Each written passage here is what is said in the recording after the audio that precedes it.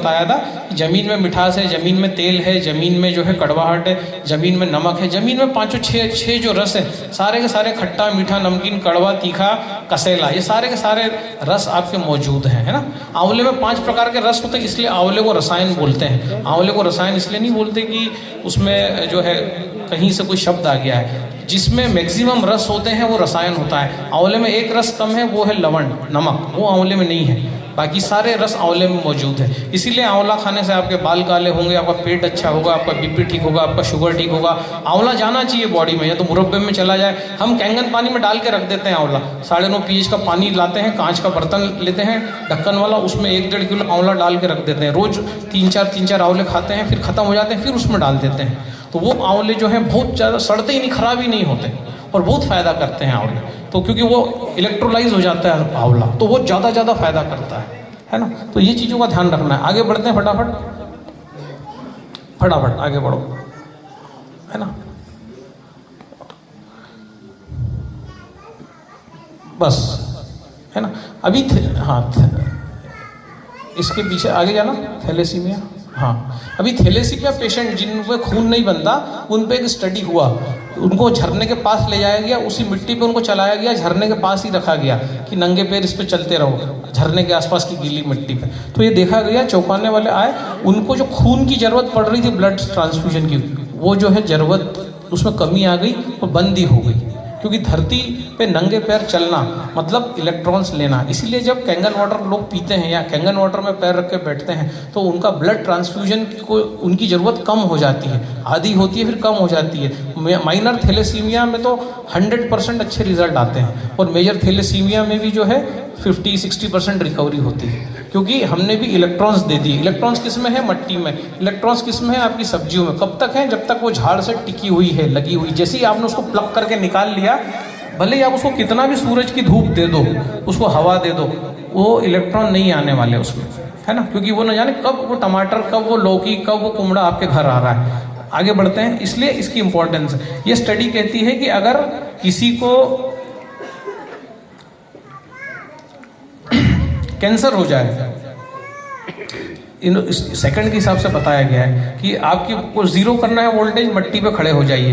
अगर आपका मूड खराब हो रहा है, अगर आप तनाव में हैं, तो 20 मिनट जो है आप मट्टी पर खड़े रहिए। अगर आपकी धड़कनें बहुत बढ़ रही हैं, तो 34 से 45 मिनट आप खड़े रहिए। अगर आपको जो है नींद नहीं आ रही, नींद की बीमारी हो गई है, तो 1 से 2 घंटा मट्टी पर खड़े रहिए। और अगर आपको जो है घाव हो गए हैं, पार्किंसन हो गया है, आप उठा नहीं पा रहे, हाथ पैर कांप रहे हैं, तो आपको जो है रात भर मट्टी पे खड़े रहना पड़ेगा। इतने सारे इलेक्ट्रॉन आपको डालना पड़ेंगे मट्टी से, ये पूरा स्टडी कह रहा है। ब्लड कैंसर हो गया है, ब्लड डिसऑर्डर हो रहे हैं, तो 1 महीना आपको मट्टी पे ही खड़े रहना पड़ेगा, हिलना ही नहीं है, मट्टी पे ही रहना पड़ेगा 1 महीना, 24 घंटा इंटू 30, तब जाके वो आपका उस चीज में रिवर्सल होगा। ये स्टडी बताती है सारी, है ना। ये पूरे फॉरेन में बहुत सारी चीजों में स्टडीज होती हैं, तो ये बताती हैं कि इलेक्ट्रॉन्स की अहमियत क्या है, उनकी कीमत क्या है। यहाँ तो हमारे पास मशीन है, उसमें गाजर डाल दो, पानी निकालो, टमाटर डाल दो, धनिया पत्ता डाल दो, हर चीज में इलेक्ट्रॉन आ जाते हैं। इतना ईजी हो गया सिस्टम।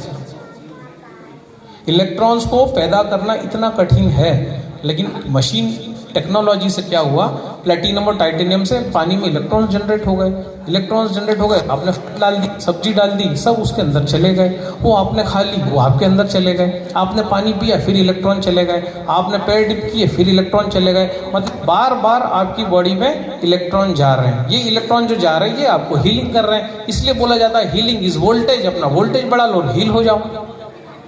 इसलिए ये मेडिकल ग्रेड डिवाइस है, क्योंकि ये हीलिंग करती है, ये आपको माइनस का वोल्टेज दे रही है। आगे बढ़ते हैं, फुट है ना। आगे ये गेहूं के प्रोडक्ट है। अब पीछे जाना, हाँ, और आगे बढ़ाओ, हाँ बस यहीं रोक देना, और आगे बढ़ाओ। अब जिनको भी ऐसी फुंसियां हो रही है चेहरे पे, कुछ भी एज हो सकता है, ये गेहूं की एलर्जी से होता है। जो भी लोग गेहूं खा रहे हैं, है ना, उनमें हार्मोनल इम्बैलेंस होता है। तो हार्मोनल इम्बैलेंस के लिए मैंने बताया वो स्तपनी मर्म पे यहाँ बंद करना, और ये गेहूं खाना बंद करना पड़ेगा।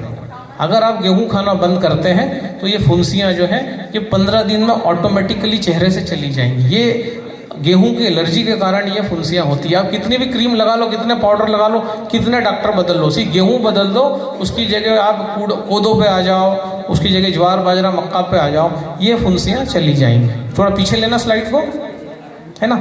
एक्ने, पिंपल्स, आपको कब्जियत, है ना, लूज मोशन, इनका कारण ही गेहूं है। तो गेहूं, अगर आपको ऐसा कुछ हो रहा है, ऐसे सिम्टम आ रहे हैं, तो आपको गेहूं को बदलना पड़ेगा, है ना। आपको सही अनाज लेना पड़ेगा। ज्वार बाजरा मक्का ये न्यूट्रल अनाज है।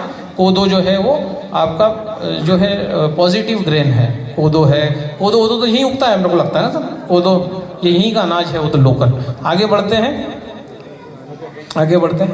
है ना। बहुत सारी चीज़ों के बारे में बात करना है, लेकिन अब समय कम है, तो समय कम है तो बस पीछे जाओ।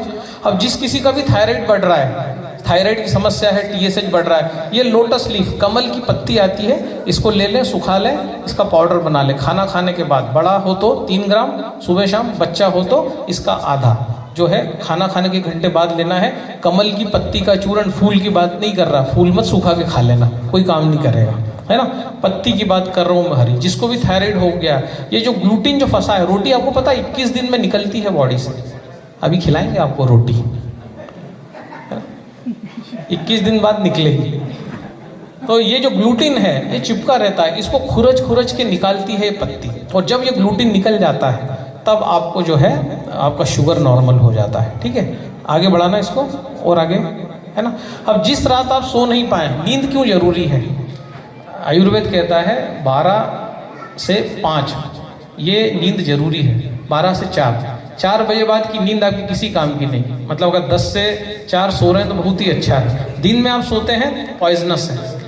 5 बजे आप उठ रहे हैं, आप भले ही 8 बजे उठो, लेकिन 4 बजे बाद की नींद आपको हेल्थ नहीं देगी।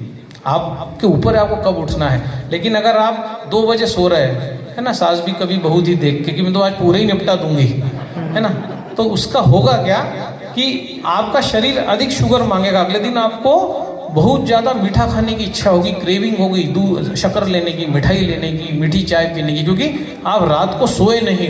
तो आप जब भी रात को सोओगे नहीं, है ना, 12 से 4 सोना बहुत ज़रूरी है। 10, साढ़े 10, 11 बजे आप चले जाइए, आप अच्छी नींद लीजिए। 4 बजे मत उठिए, भले 8 बजे उठिए, वो आपके ऊपर है। लेकिन 12 से 4 आपका जो पीरियड है वो नींद का होना चाहिए।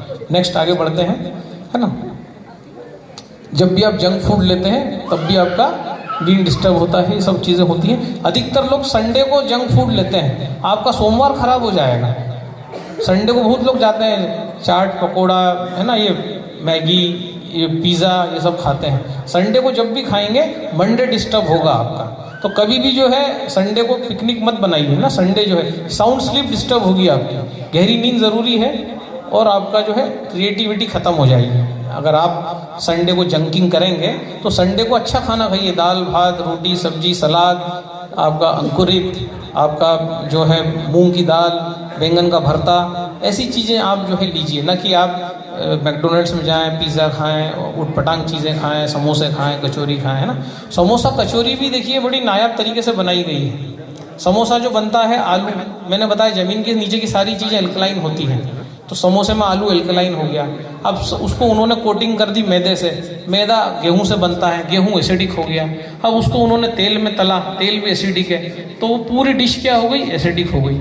इसलिए ईजाद की गई हरी चटनी की और इमली की चटनी की। इमली की चटनी क्या करेगी, वो जो समोसा जो आपने तला हुआ लिया है उसके तेल को काट के जो है लेट्रिन से निकाल देगी।